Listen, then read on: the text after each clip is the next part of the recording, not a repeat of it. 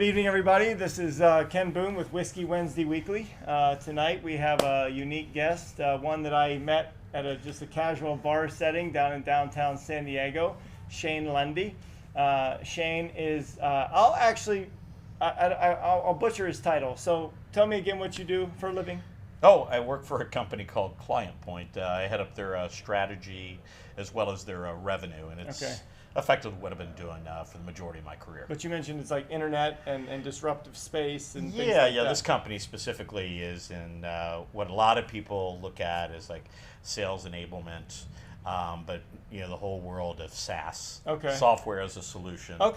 Most people, for those that maybe aren't as familiar with the software space, you might have heard of companies like Salesforce, and others like Zoom, of course, that went meteoric during the pandemic. So all of those are solutions that really help sales and marketing teams more effectively communicate with the relationships that are most important to them. And so we like to consider ourselves as a very disruptive citizen to that space by in this, as you get to know me a little bit, you'll learn a little bit from a philosophical perspective about how I think about business, and ultimately you're really looking for a solution to a real problem. Got it. And so that's something we'll probably want to dive into a little bit more about after we have at least our first sip of bourbon here. But that's probably a long enough intro on me. Yeah, that's cool. So you guys, as you know, I ask that you guys would like, subscribe, follow the show. Shane, I think, is going to offer a little bit different. As I said, we've never had anyone of your, unique talents or of career status. I've never had anyone duplicate whether it's a career or their life story. I've had breast cancer survivors and pro baseball coaches and very cool. and musicians and bourbon makers. But every time I don't even try.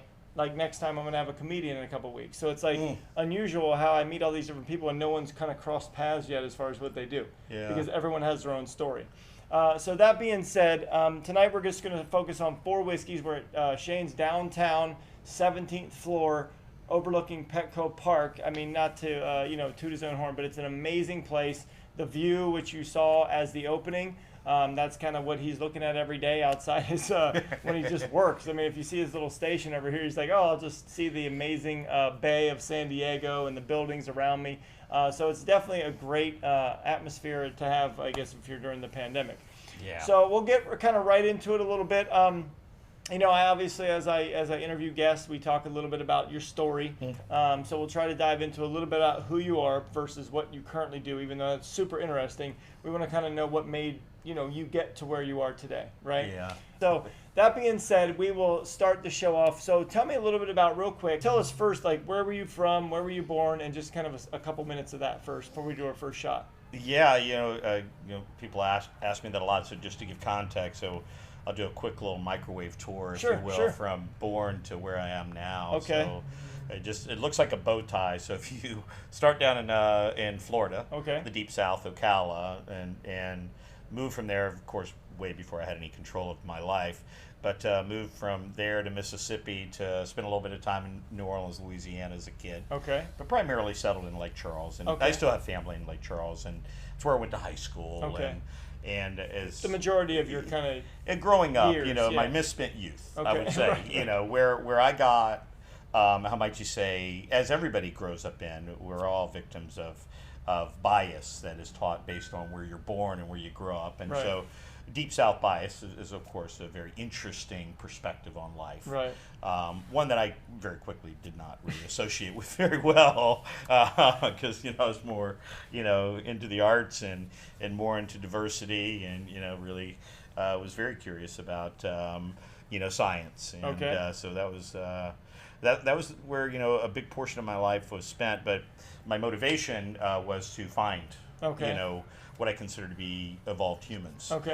They weren't there, is what you're saying. Well, there was a lot of reasons why evolution was being restricted, and so I journeyed through a variety of different happenstances with. And we'll get into those individual stories for sure, because I want to hear about those amazing stories. And so just ended up in through Wyoming and to Seattle for about 13 years, which is a bit more of about the forehands and backhands, and then found my way to DC for another 13 years. Something about the 13-year Wow. time frame there. Interesting. I'm not sure what that's about.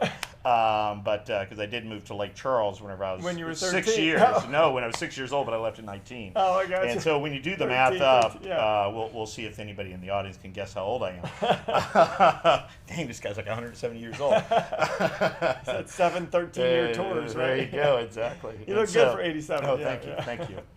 Must be the bourbon. And then a little bit of time in Silicon Valley. Okay. And that was work related. Moved Of there. course.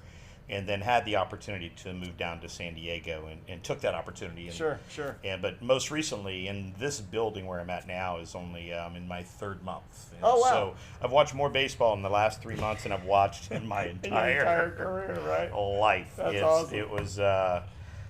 So anyway, And you've heard more than even that. Yeah. You don't have to watch it all. No, you can't just, get you away can't from get away from no, it. Yeah. we just heard I heard the intro because they practice the Right. Star Spangled Banner every day, and the people who are listening are really not that generous. Yeah. When it's the practice, right? They'll really let you know if you butcher it. That's a great perspective. I never even thought about because we were like, well, we'd love to live down here, which we would because we're huge Padre fans. Right. That's why we got the SD stuff on tonight.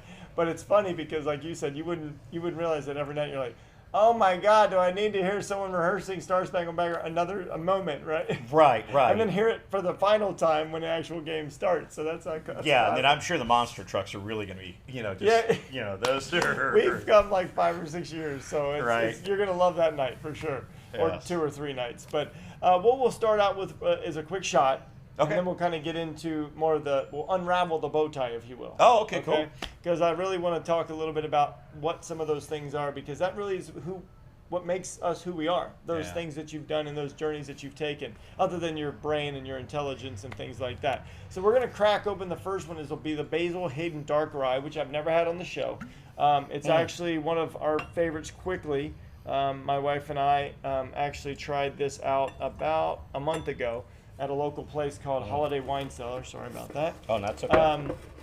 In Escondido, and we did a tasting, and there was 3 different ones, and this dark rye just seemed to be. It's got a cherry finish. I think have you ever had this particular one? No, I have not. But you can you'll actually almost see it's like that cherry hue down at the bottom. And it tastes a little bit like it, even though it's not based on a cherry flavor. I think you'll enjoy it. So here we go. Cheers. Cheers, Salute. brother.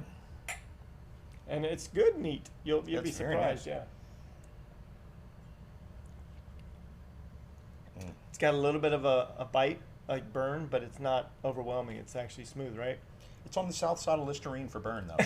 I mean, but far more delicious, right? Yes, I mean, you're talking about the burn. Yeah, exactly, the burn, not the Yeah, flavor. yeah, This yeah. is fantastic. It's a super good, but I see what you mean. Exactly, I like that. right? I've never, and you know what? It's not even a thing, because I realize it's not even a problem, because a lot of people realize that there is a burn to bourbon or whiskeys and stuff, and Right. it's just a reality that to some of these that actually have a finish that takes your throat away a little bit. And But you weren't gagging, or you were like, wow, that was no, good. not at all. Yeah. It's kind of like the terrifying thing, the first time you have like a mouthwash, right? It burns. You're going, is it Right. ever going to stop? Is it ever gonna stop? Yeah. How hot does it? Same thing with like an alcohol when it has like There's a softness to the Sure. and these are always so soft. Correct. You're supposed to actually, and I think I've had a you'll- Basil Hayden before, but not Not the dark one. rye. Yeah, that yeah. was really, really delicious. So let's go back while we're drinking a little bit of the whiskey in between. So take me back to when you were a kid. I think you had mentioned you were into tennis at a young age, correct? Very young age. So you had mentioned something about stringing and like helping kids and things. Yeah. Did you have a passion for that, or was just like that was your job at 15 years Oh, old? yeah. See, actually, I didn't want to work as a kid. Okay. And I didn't need to while my father was alive. And that was Okay. the transformative Sure, thing that sure. happened. We'll to definitely hit on where, that. Yeah. To where you go from where you don't need to, and I was playing tennis to play it because I wanted to compete. Okay. But then I needed to play it so that I could actually continue to play at the racket club or Really? teach and work. Oh, okay. Because it was a pretty traumatizing Yeah, time. of course. But so that was part of the career. I'm not going to was a stop need him to. because of the story, but the timeline we're talking about. So you had mentioned at the racket club, Yes. and that was in Louisiana, correct? Yes, Lake Charles. So, but you also mentioned your father passed away in Wyoming. No, my father passed away at the age of 15 in Lake Charles. Okay. But now my mom, bless her heart, she is a very gregarious woman, and just like me, I've been married before, but I still seeking somebody to be with, is she just says us Lundys can't be alone. Got it. And so she's been married, and she's been widowed 3 times. Okay. Bless her heart. And I've loved all of my fathers. Yeah, of course. Okay. So, but she's married to a great guy, Bob, now. Okay. And they're super Yeah, it's happy. just been unfortunate. It's not like she's been widowed. Yeah. But she's had, and she continues to have a very long and healthy life. And her and Bob are just having a blast. Good for her. Good for her. Yeah. So then you're saying that your father passed away while you were in Louisiana. In Louisiana. Okay. Yes. And then that's when you started the transition to needing to work. And now, okay. And that's where, actually, it's kind of interesting that we're doing this over this, right? Is that's where, my mom was very dependent on my father, right? Got it. And so she definitely had trouble with the alcohol and drugs, and she won't mind me talking about this. Sure. She's been a recovered alcoholic for. It's a real struggle. Oh, it's a real struggle. Got it.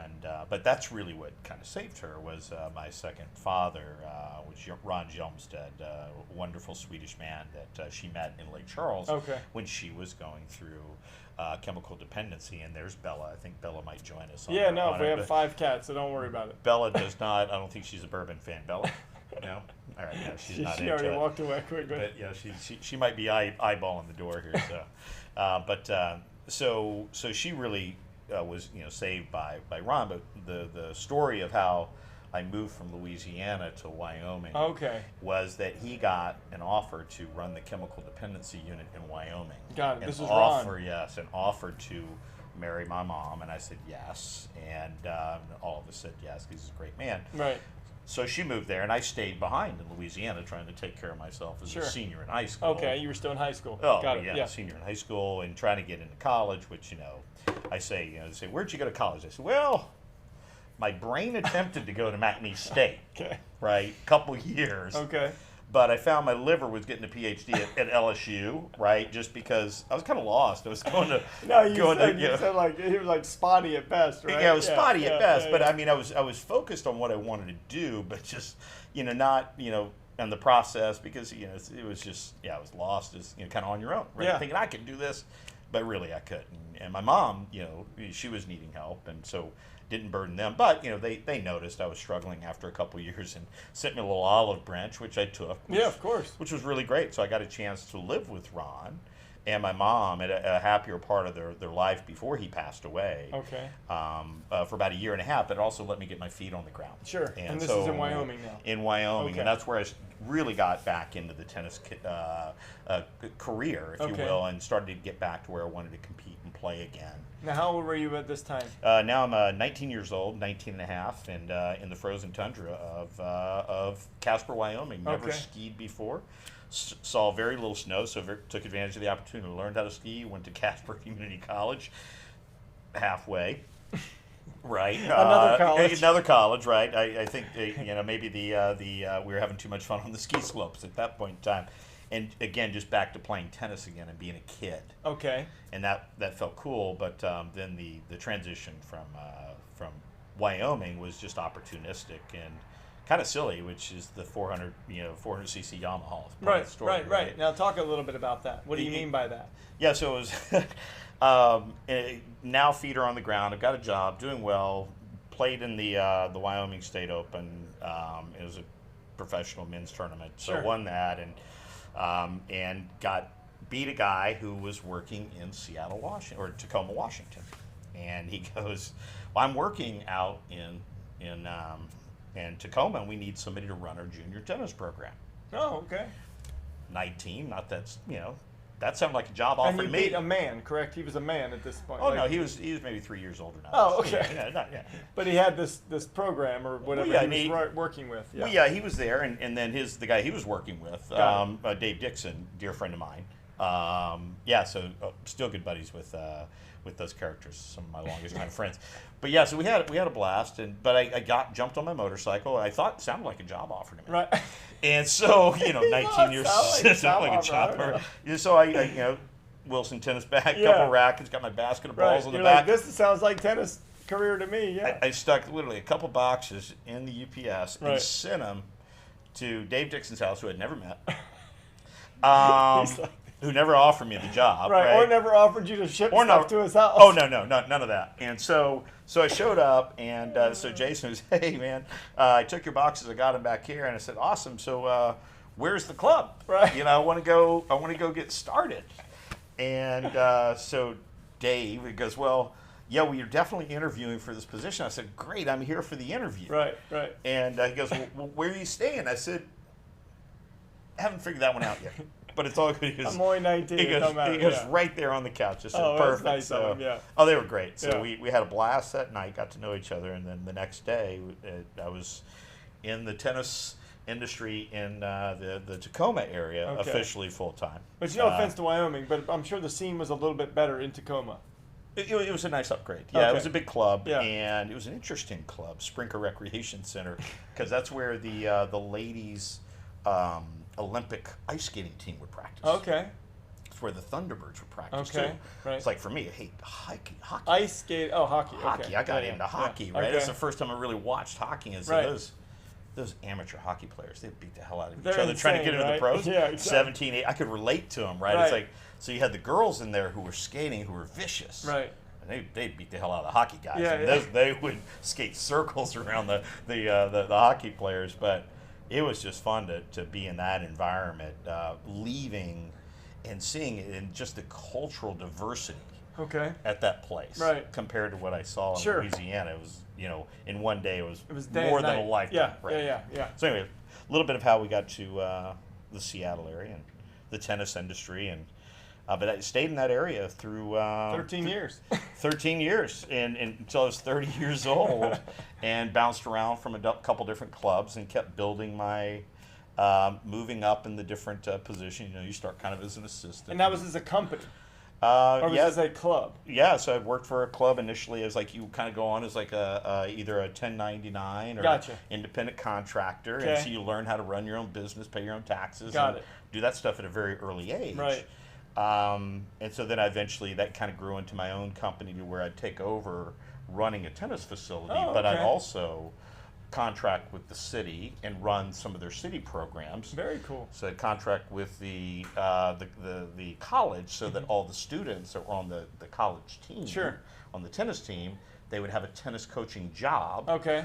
So that they didn't have to go flip burgers and do other jobs. Got it. And this was your business? This was my business. And so I did that in Very the cool. Northwest for about 13 years. Yeah. And then met an interesting group of characters in the late 90s that were in a mature company at the time, Microsoft. Okay. And then some emerging companies, Amazon, Mm-hmm. and many of the others out of that area, like Real Networks and some of the internet darlings Sure, that sure. are now just juggernauts out Yeah, there right today. before 2000. Yeah, that was early. Okay. Correct. Yeah. Correct. And so I was working at this club, and so we had so many members from there. I was actually using email back in 1995 Okay. to help organize all of my classes. And Sure. So I was very intrigued with the internet very Right, early right. on. And then I met this one guy who worked for a company called Microvision that really blew my mind. And they were the ones that invented virtual reality. And I they remember came Microvision, to be out honest. of Yeah. University of Washington. Okay. And it just, and this is like 98, right when they went public, right? Right. And it just absolutely said, tennis is really cool, but I gotta go be in this crazy little world Sure. of technology. Right.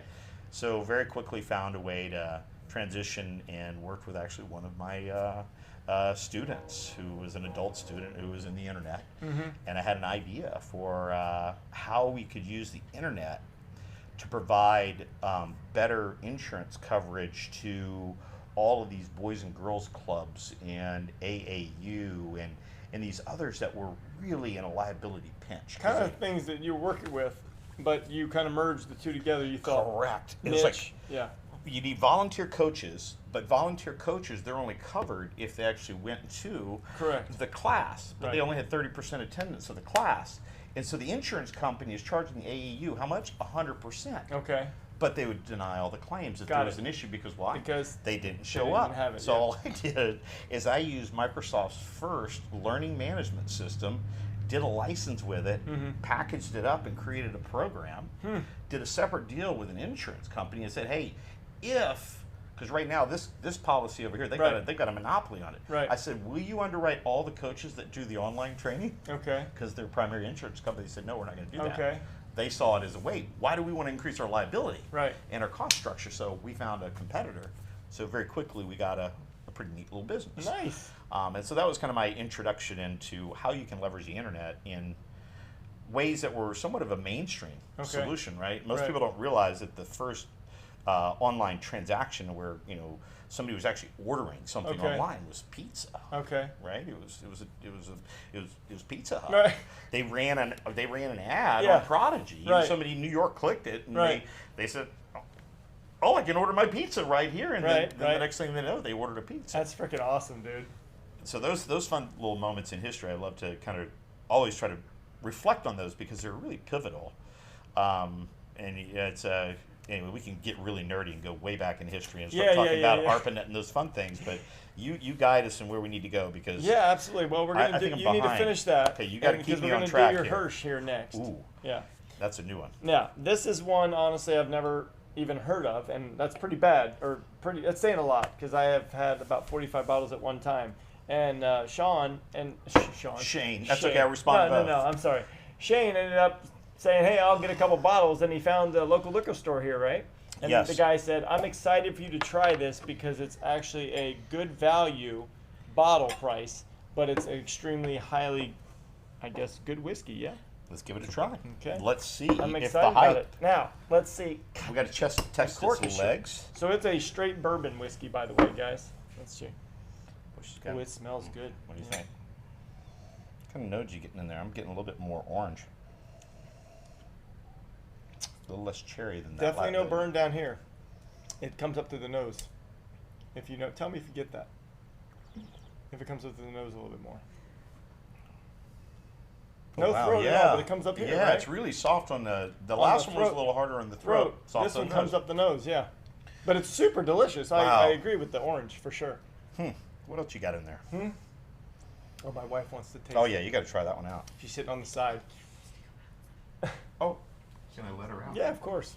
If that's where she's allowed to go. Oh, yes. Oh, well. She's pacing. Oh, we have a little cat that needs a break, but it's fine. It's Come on, part of the show. But what's interesting about this whiskey is it's super clean, I thought. It was really good. Well done. Really nice. Do you like it? And in case you guys heard like got a train and noises in the background again, that was with the doors shut. It's just, you're right downtown. It's definitely, got some noise. Here she is. Oh, there she is. Oh, no, she's fine. She's not having it. She's mad now. She's So, all good. we'll She might have used the human bathroom. Oh, she doesn't. Okay. No, I'm just kidding. That would be pretty cool, though, wouldn't it? Yeah. Really? Well, no, she'd probably just go in there and drink, which is really gross. Well, we ours do that. That's for sure. You gotta keep the lid down. We're going on a whole different level with the cat show. Yes, we are. But I do, for you to summarize that, it's kind of interesting because I'm not, obviously I'm a huge internet guy. We use the internet, my whole sales job and all that stuff. But I've never been able to understand how people, I wish I was at the ground floor of all that stuff, right? Like the first to buy Amazon, the first to buy all that stuff and even be in it, back before it was even a stock. So now it explains why you're living on the 17th floor of the legend. But actually, I'm just a terrible investor because I should be as wealthy as shit. Is what I should have been doing much better. I mean, it's because of my horrible upbringing. I'm still blaming my mother. Just kidding. She's a beautiful lady. But it's funny. You're like, damn. I wish I would have actually bought those back then. You just were working for them probably. Back then. I mean, I was thinking. And I actually told a few of them because I've recently run into them. I said, I've thought about this often that if you would have paid me in stock, yeah, instead of the $100 an hour you were paying me to teach your kids, right, yeah, and and I said, is there any way you'd be willing to retroactive that? I'd be willing to give you all the money back you gave me, right? Yes, all the thousands, absolutely, yeah. Just issue me that retroactive value of stock. But then again, $100 an hour as a young man wasn't that bad either. No, that was fine. It was just the vision. You didn't. I mean, it's all looking back, right? We all do. Yeah, right? You started to, and that was really where I started to think differently about it. Is you started to take a look at it's less about what you can do for yourself, right? The old J. Paul Getty. I'd rather have 1% of 100 people's efforts than 100% of my own. Yeah. Read that book. Now, if you do that times 1,000, now you have 10 times your own efforts. Absolutely. You haven't done a thing other than organize the ability to get those people organized, which usually takes 100% of your time. Of course. Yeah. So that's what I find is so transformative about the organizing power of technology is that one can now, I mean, you see it. I mean, yes. You can organize and control an entire planet. But the thing is, you wouldn't have. There's no way you could have seen that. I mean, that's a whole different ball game to know what you would have seen 20 years from now. You know, like I know you think you could have, but it's hard to imagine what that was going to be like now, today, with all the technologies that you've even helped develop. You know, it's or been a part of. Yeah. The imagination and the power of prediction. Yeah. Right? It's a fun little thought experiment to also go down and this little rabbit hole, which is I would challenge you that your art of prediction and power of prediction is very, very astute. To where 20 years for you is simple. Okay. And what I say is that the reason I say it is that. I mean, the reason we're here, right? We predicted how long ago that this was going to happen, right? And sure, we had to do things to make it happen. So 20 years from now, where you're going to be? Well, you're going to be 20 years older. Right. There's a couple outcomes, right? You're either dead or you're not. I'll still look the same, though. Right. Of course, you're going to be equally as handsome. No gray hair, right? You know, I'm trying to grow mine out a little bit. You know, I'm thinking I might have a couple more shots at it. But it's going to be an interesting 20 years and have a few perspectives on the different directions that all of these emerging technologies and why they're emerging, the rate in which they're emerging, which appears to be that they're separate. Okay. But they're not. There's an interconnected relationship between them that starts to represent more of a human design as opposed to an electronic design. Right. Which is ultimately where technology will go. Correct. It'll be more seamless than disaggregated as we experience it now. Right. It's like, hey, we're going to put this technology in place to solve this one little problem, but it's not really connected to anything else. Of course. So it's like all these disconnected blocks that are like popping up like stars in a newly born galaxy. Sure. But what do they have in common? Right. They're kind of in an equal stage of evolution that it's unreal. Eventually, as Kurzweil predicted, that they will all eventually cross paths and they become interdependent. And that's where you start to see, where, Moore's law, which is interesting of prediction, right? Because he was able to predict, the computational power and processing power, which is what transformed Intel. Right. And the whole revolution of Silicon Valley, long before we figured out how to monetize via the internet, back in the days of ARPANET. You start really going back. Way going beyond me, which is fun, because if you really get, these are fun stories for those on the audience. If you get this right, what was the first transaction that was ever made? And a transaction, which is where two entities had agreed to, one person had something and the other person had something, and they communicated across this thing that was called ARPANET, which was the project between MIT and Stanford. Yeah. And it was a military defense project. Okay. Yeah, I was going to say, wasn't the military... Why did they do that, right? Because we were vulnerable. Right. If somebody came to the United States and they cut our cable, which was a one-way communication system... we'd be screwed. We were screwed. And so most of us, even young propeller heads, have heard of the word router. Okay. All a router is it says broken connection, reroute. Okay. That's all ARPANET was a connection of routers. So it didn't matter where you cut it, it would always find a way home. Okay. And so they were trying to figure out how stable it was and then what they could start using it for. And so the kids who were working on the project at MIT ran out of pot. And so they sent a request over to Stanford, who had plenty. Right. And they agreed to send it, and they sent it via the mail. And that was the first illegal transaction, and actually transaction that was conducted over an IP-connected protocol that was routed many a times across ARPANET. Right. It was being stress tested. Could they actually get their order through? And they got it through. My mind is smoking right now. And not weed, by the way. Almost as good as this. It's just blowing my mind. But I love it because I love, that's stuff I don't understand. And that's why this show is what it is. Because now I've learned, different things that I would never picked up on. So we're going to kind of go a different route. Okay. And not in a bad way, but I want to hear, so after the tennis, right, and you decided to then work for or decide to do this email interaction / internet / Got insurance, into the internet right? space, yeah. You said you went to Silicon Valley. Was that part of this, or did you move? No, there was a few hops after that. Okay. That one was my first startup that I got involved with. And so talk a little bit about Washington and how you moved away from that. yeah, I got to get to Washington first. So Okay. I'm still in Seattle. I'm working sorry, for, I meant to say, I meant to you're say good. Seattle. I was saying Seattle, Washington. Seattle, Washington, D.C. Yes. Yeah, no. I get Sorry. them confused all the time Yeah, as yeah. well. One's a state, one's not. You know, Yeah. it's a weird place. You ever been to D.C.? Yeah, I'm from East Maryland. Okay, there you yeah. go. That's right, Maryland. And so, so in Seattle, I got out of the tennis industry, started working in the internet space, and ended up creating one of the products was competitive to a company that was out in D.C. Okay. And that company is now known as Earth Networks, but it was actually a sporting product. Obviously, something's happening with the Padres Yes, because they're scoring. Yeah. And so it was at the early stages of the internet again, where okay, you got all these amateur sports scores. Can you publish them once? Okay. And just push them everywhere across the internet? And you said sports? Sports, Okay. amateur sports. Oh, okay. And so we built an application to do that. All right. And so we ended up competing against this company that was in DC, who ended up hiring me later to come run their business development. Okay. We had and this is really the company that really helped me kind of find my footing from a career perspective, is that when we launched this desktop application called WeatherBug. Yes. And that was a weather-based application. Right. And so with that one, For you younger people, you don't know WeatherBug. That was my wife's favorite app at one time.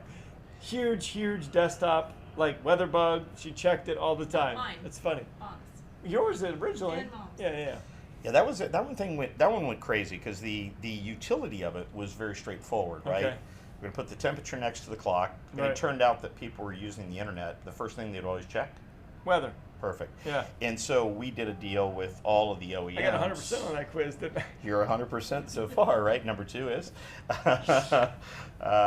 porn, unfortunately. But didn't at make least a weather's porn still app. ahead, Yeah. right? And so it was we were able to create a utility that all the OEMs were motivated to install. We don't have to get into the tactics that Right. we used to Yeah, motivate please them. don't. But we basically privatized the emergency broadcasting system for Oh, the really? internet. Nice. And not only that, we had privatized the environmental monitoring of the planet Okay. by using our own proprietary weather monitoring stations. Okay. That were real-time sensors that would measure all kinds of weather data that you experience every day today. So And this is in DC at the time. that was in DC. Okay. And that's where I was working for them. I worked for them for a long time. Still good friends with the company, and they're still investors in one of my companies that I'm still the chairman of. So Got it. Deep relationships there. But they had this really cool asset though, which really kind of gets into what I try to do for a living, which is to identify companies that have really neat under-leveraged assets. Okay. That are disruptive, All right. that create unique value. And so what they figured out is how to measure weather in real time at a more granular level instead of measuring it once an hour from an airport. Okay. And then the business applications for that it's become a ubiquitous data set. So Okay.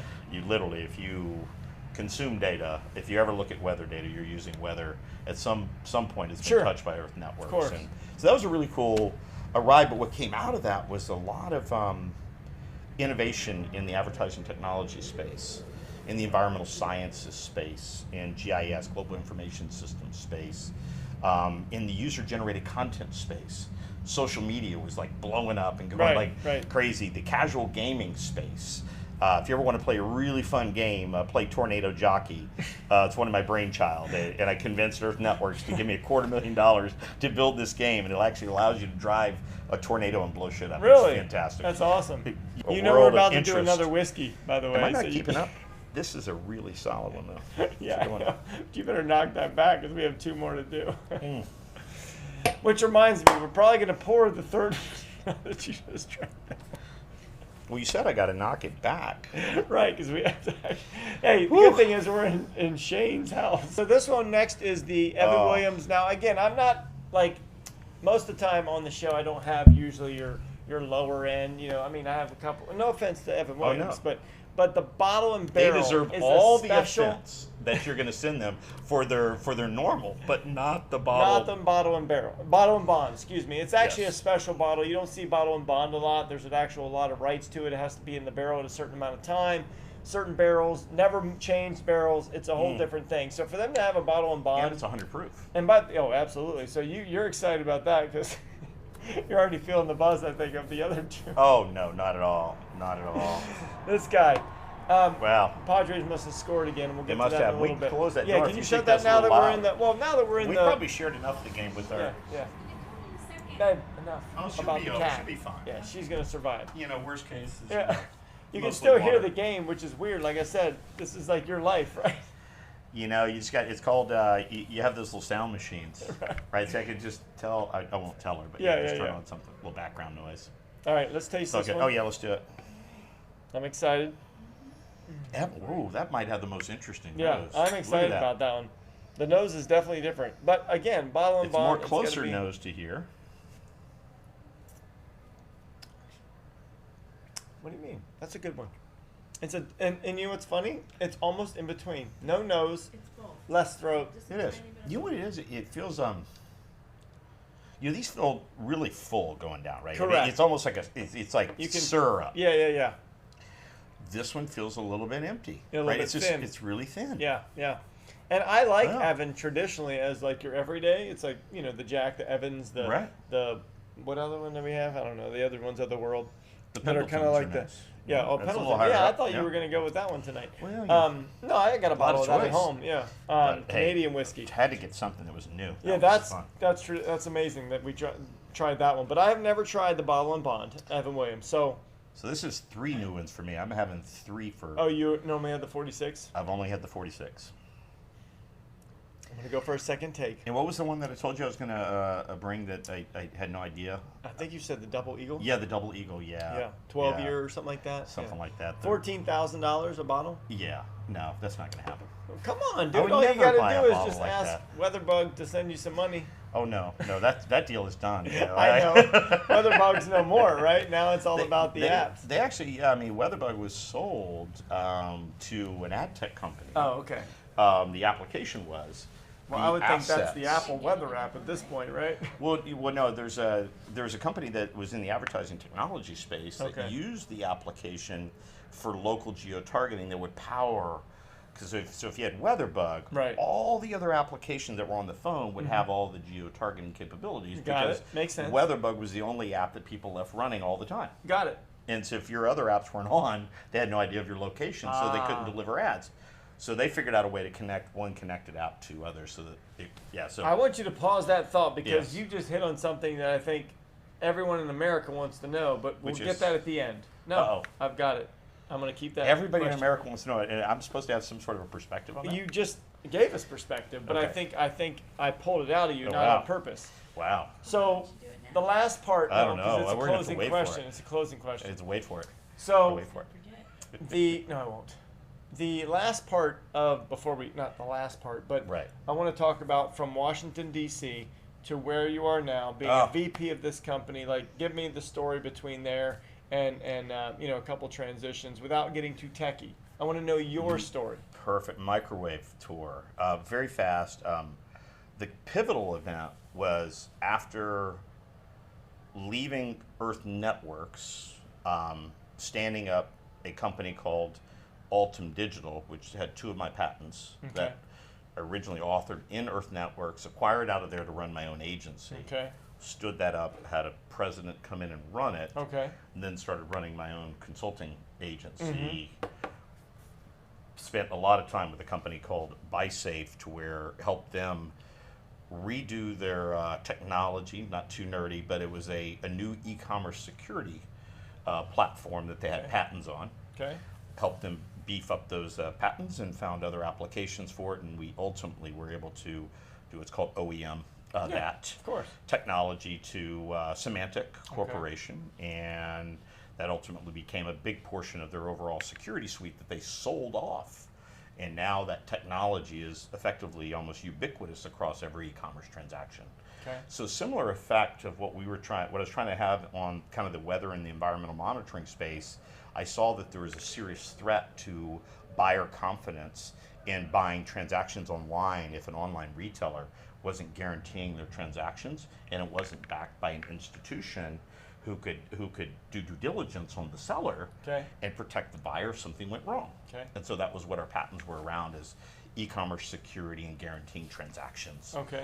And so that became a catalyst for me moving to the Silicon Valley area and working with Symantec. Okay, so went to DC to Silicon Valley at this point. Okay. And that's what brought me there. Right. Because I really wanted to move west because I was over DC. Of course. You know, the seasons there, one good season, but it was too short, fall. Winter too cold, summer too muggy, too many freaking gnats.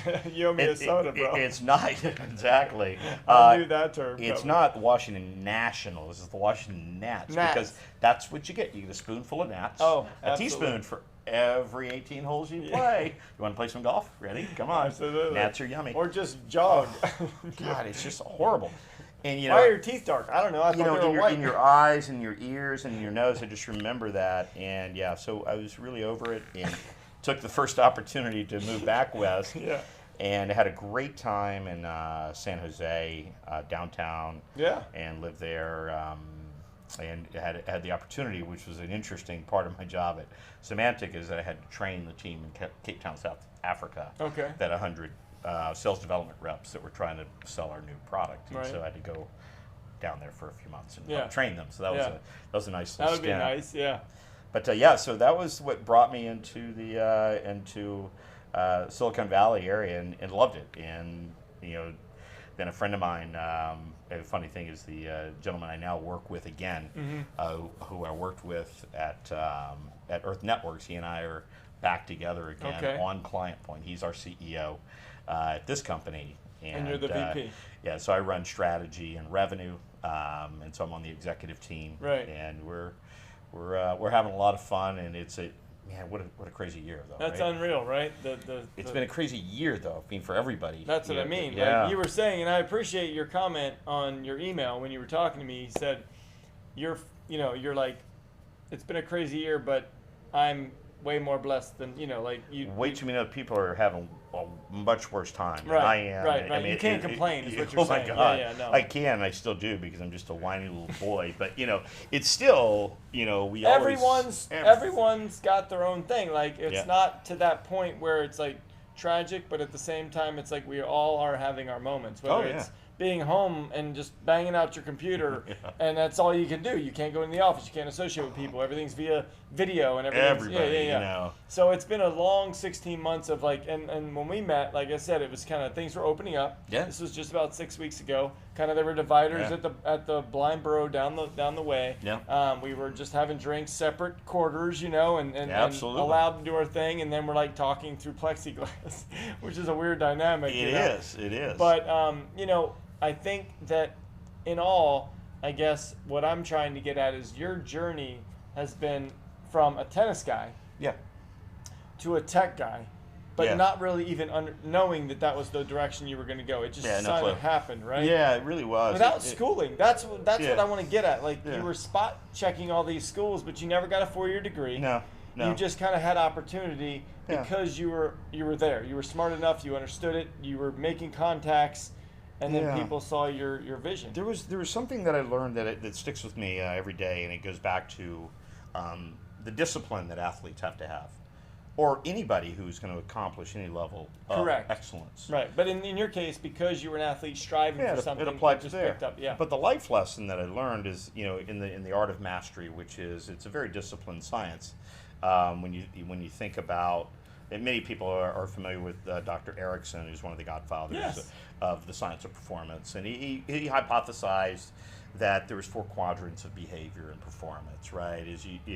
And many others have written about it and kind of riffed off of it, but I always like to give credit to those who I thought maybe had one of the more original thoughts that helped transform other thoughts. And his hypothesis was about the direct correlation between the amount of hours you spent, a purely self-actualized assessment of your mental and physical skills, combined with your monetary capability to ensure that you have the best coaching, the best inputs and the outputs. Those are the variables that can really affect somebody's ability to learn anything. Whether it's you're going to spend 20,000 hours learning how to be a doctor, is that free? Okay.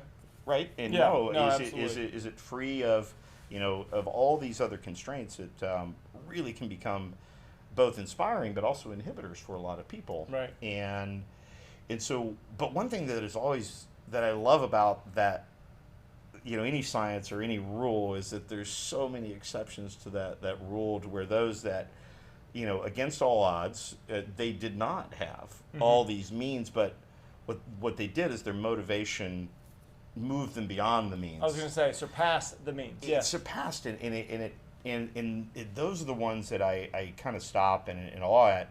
And I go back to one of my favorite historical characters, Giordano Bruno, right? What a journey that guy had. Mm-hmm. Don't know who he is, but you're...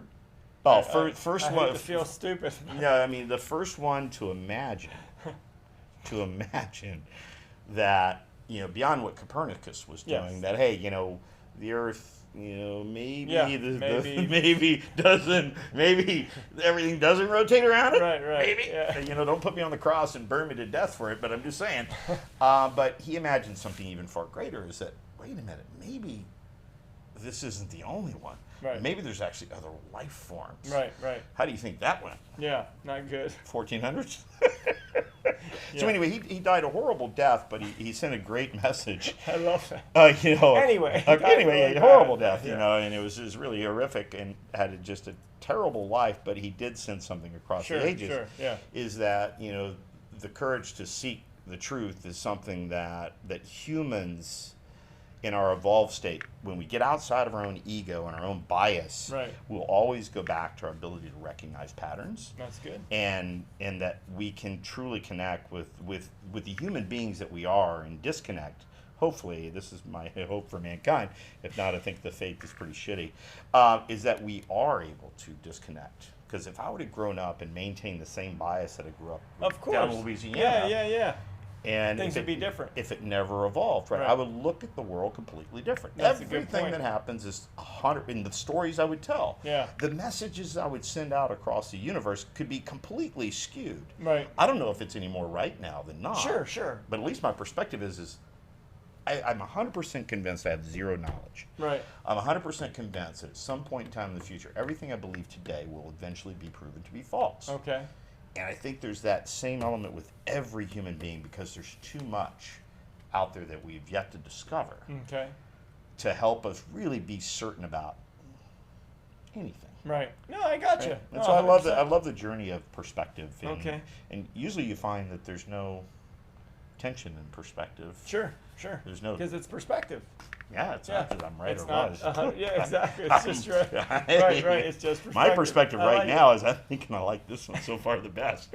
That's just my perspective. Yeah, and you haven't had your other one, but you already know that. I already tastes know like. where Yeah, that yeah, one's yeah, going, yeah. but this one was the most interesting. That was the most unexpected. That was for sure, and That was. I'll drink it, but I'll probably add a little Diet Coke to it. That's the only one we're adding Diet Coke to, right? Yes. Okay, good.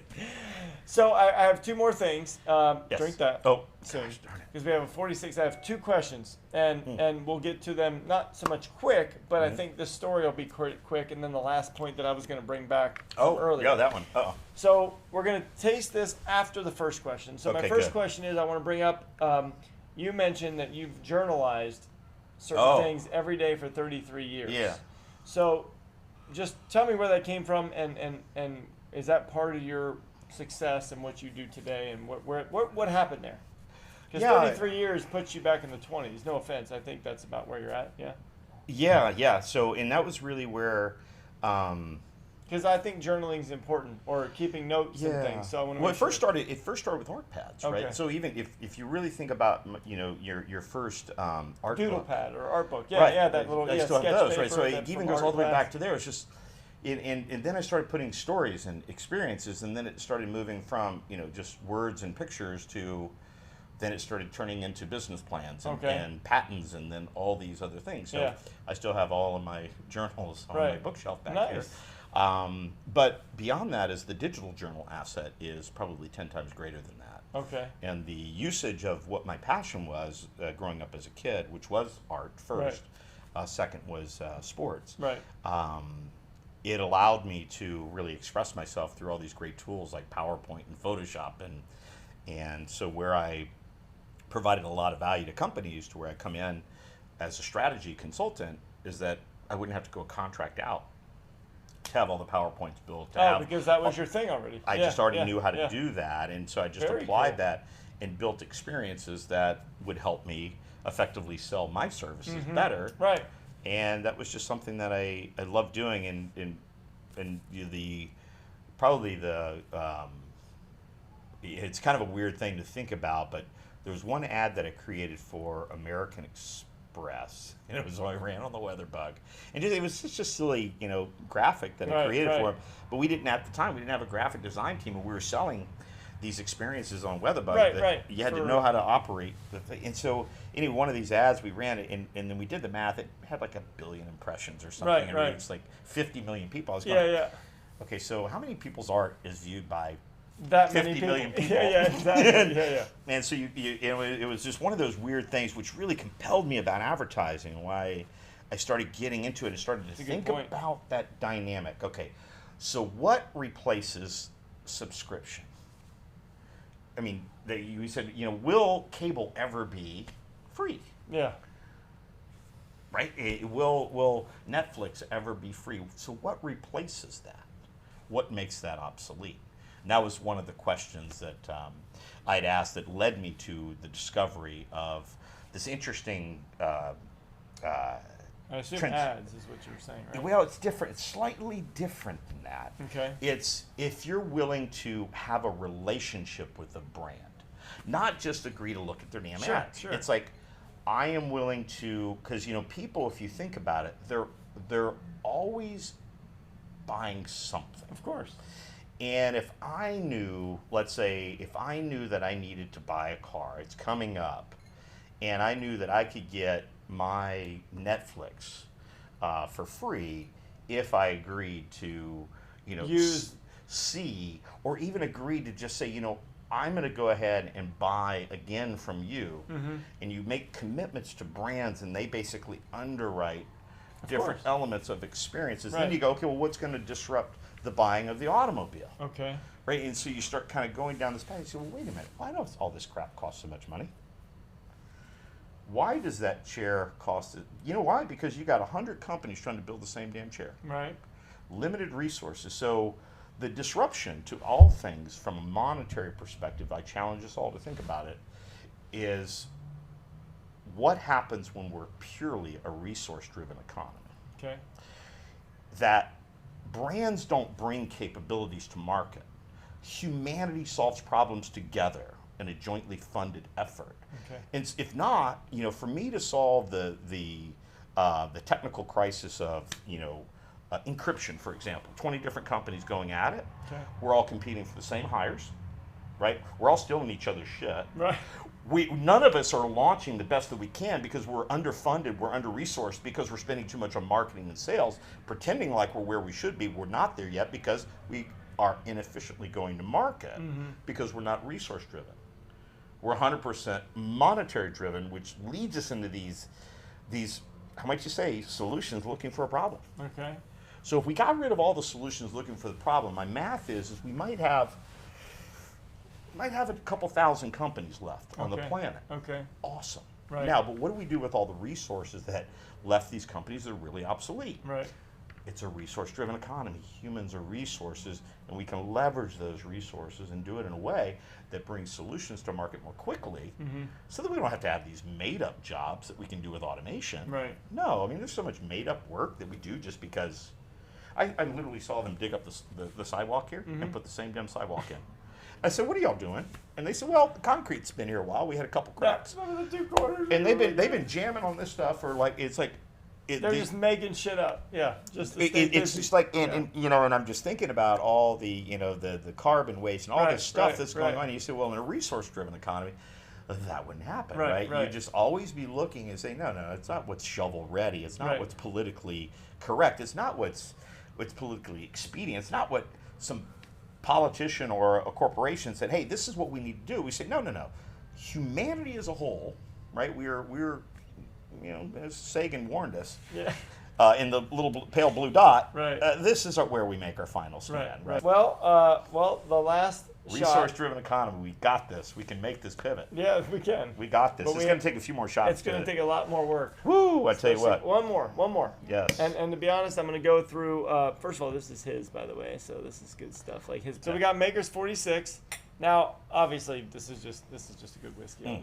Love Makers, love 46. It's a little bit notch above regular Makers. But just the regular Makers for a house. Yeah, super good. Oh yeah. And it's chilled slightly too. Which for me always softens it. If something's a little hot on the on the throat, then a little bit cool. of chill. Yeah, well, that's why you can have it on ice, but you don't add water. You're not adding water. You're just chilling it. Correct. Yeah, in a neat fashion.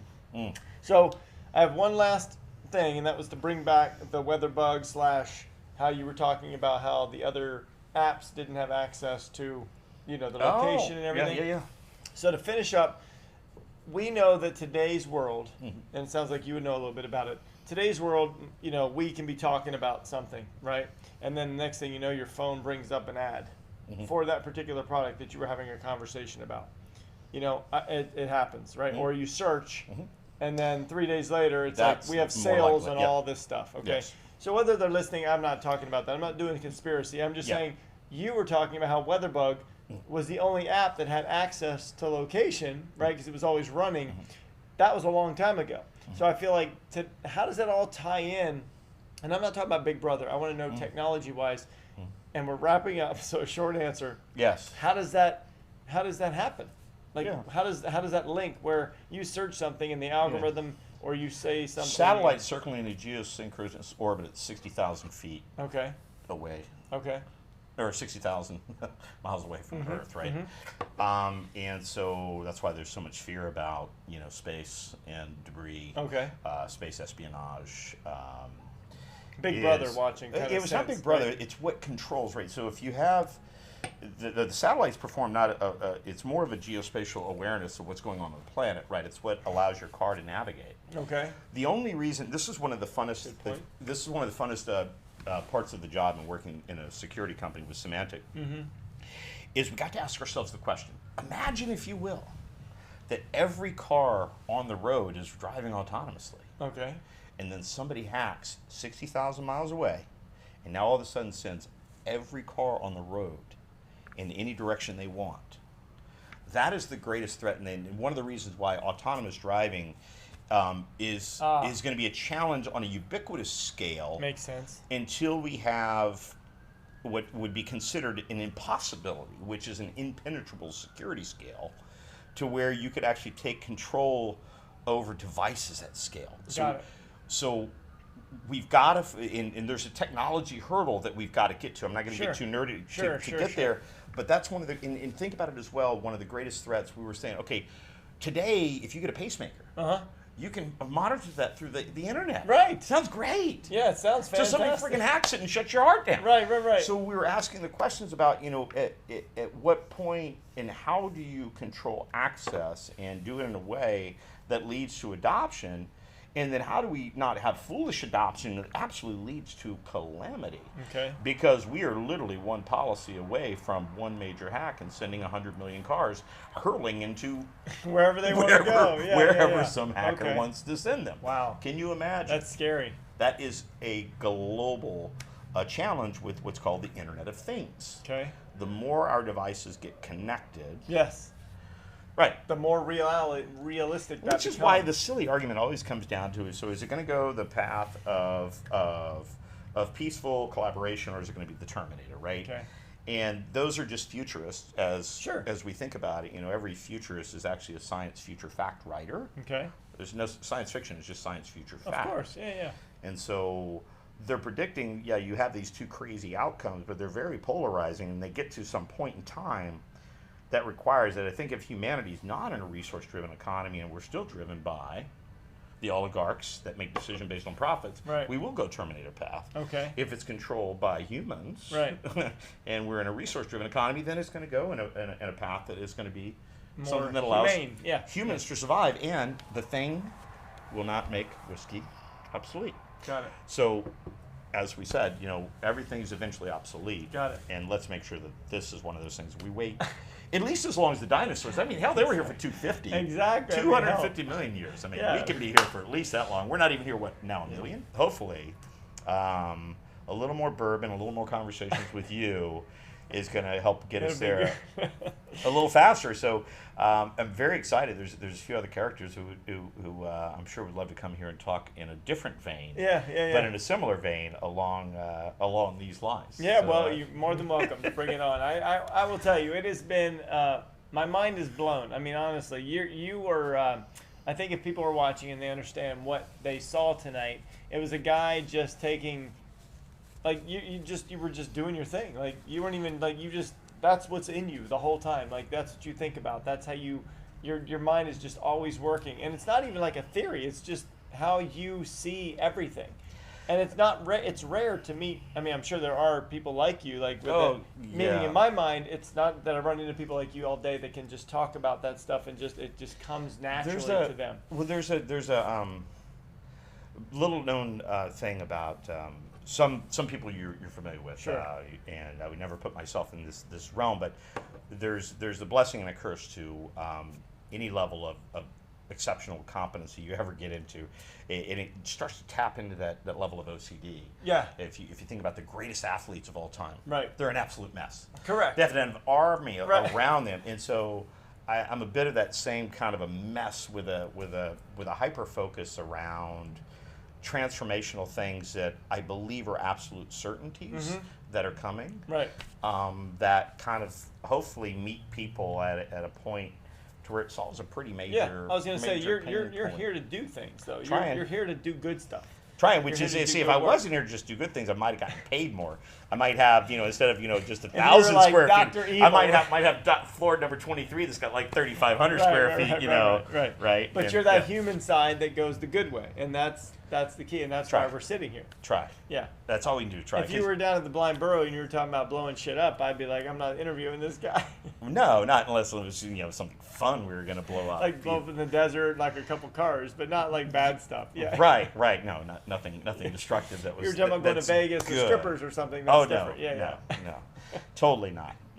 But yes. Thank you so much. I mean, this was really good. I'm excited. Hopefully you got a lot out, because I feel like you did, and I think a lot of people are gonna like either go, "Holy God, this guy is like just smoking circles around the world, and he's just doing good things." But how can someone find you? Like, are you other than just being I'm very your guy? discoverable.